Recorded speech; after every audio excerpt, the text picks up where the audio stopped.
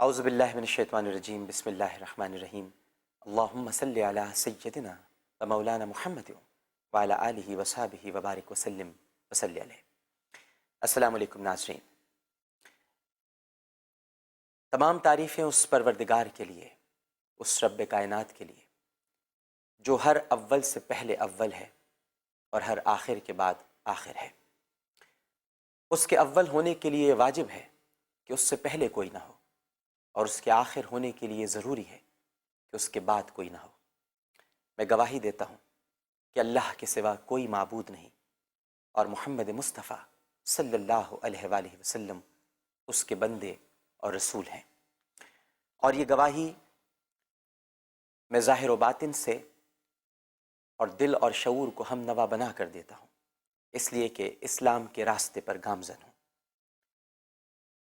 اللہ تعالیٰ کی تعریف کے بعد بے حد درود اور سلام اس حبیب کائنات صلی اللہ علیہ وآلہ وسلم پر، جنہیں پروردگار نے اپنا محبوب قرار دیا، اور جن کا ذکر کرتے کرتے ہماری زبان اور لہجے میں اتنی لطافت آ گئی ہے کہ ہم علماء کرام کے روبرو ان سے سوال کرنے کی جرت بھی کر سکتے ہیں۔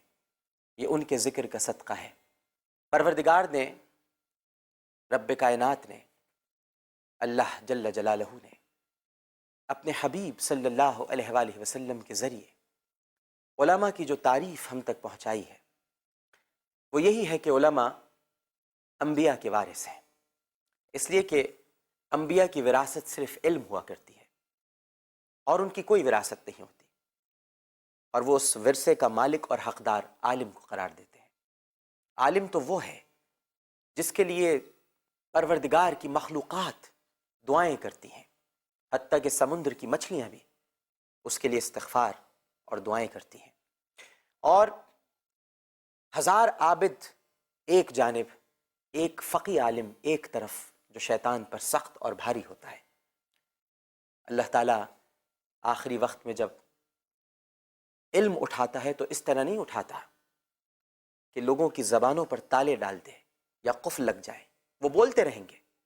ایسے بہت سارے متجددین یہاں پر موجود ہیں ناظرین، جنہیں آپ بولتے دیکھتے رہتے ہیں، لیکن اللہ تعالیٰ یہ کرتا ہے کہ علماء حق کو اٹھا لیتا ہے درمیان سے، اور پھر وہ گمراہ ہو جاتے ہیں، اور ایسے گمراہوں کے درمیان سانسیں لینے پر مجبور ہو جاتے ہیں جو جہالتیں بٹورتے پھرتے ہیں اور امت کے جہلا کے درمیان دوڑ دھوپ کرتے ہیں، اور پھر وہ وقت کے قاضی بن جاتے ہیں اور ایسے ایسے فتوے جاری کرتے ہیں کہ جن کا علم سے کوئی تعلق نہیں ہوتا۔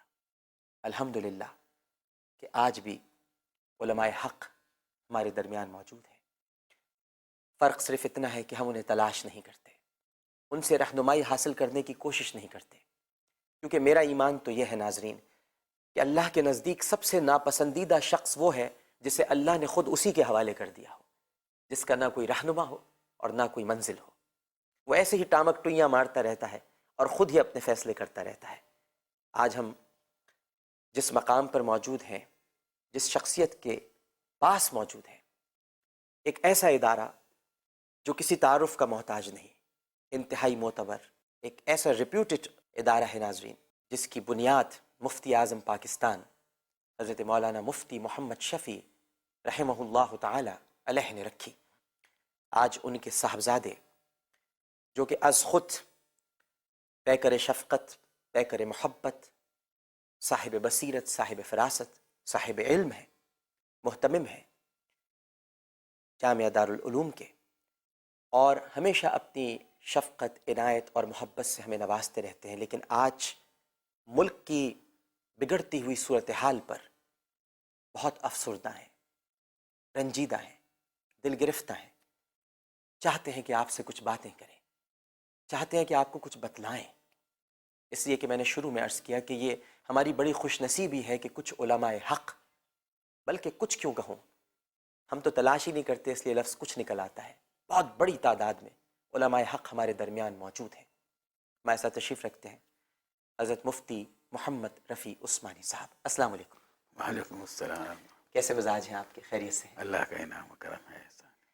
مفتی صاحب، گزشتہ دنوں ملک کے جید علماء کرام کی طرف سے بعض اخبارات میں ایک مضمون شائع ہوا، اور جس کی بنیاد آج جو پاکستان کے حالات ہیں جن سے ہم سب گزر رہے ہیں. اغیار کی بڑی گہری نگاہ ہے پاکستان پر. خاکم بدہن، کہیں ایسا نہ ہو کہ ملک کو ایک ناقابل تلافی نقصان پہنچ جائے. لیکن اس سے پہلے آپ لوگوں نے، آپ شخصیات نے اپنا قلم اٹھایا، اور یقیناً یہ اس طرح نہیں اٹھایا ہوگا، بہت غور و فکر کیا ہوگا، سب سر جوڑ کر بیٹھے ہوں گے. یہ جو اس وقت سچویشن ہے، صورتحال ہے، میں اگر آپ سے یہ پوچھوں کہ ایک مسلمان حکمران کے لیے کیا قرآن میں یہ وعید نہیں آئی ہے؟ کیا اس کو یہ احکامات نہیں دیے گئے ہیں کہ وہ اسلامی ریاست میں اسلام کا نفاذ اس کی اولین ترجیح ہونی چاہیے؟ جن حساس مسائل کا ذکر کیا ہے اپنے گفتگو کے دوران ہی جوابات بھی بڑی حد تک دے دیے ہیں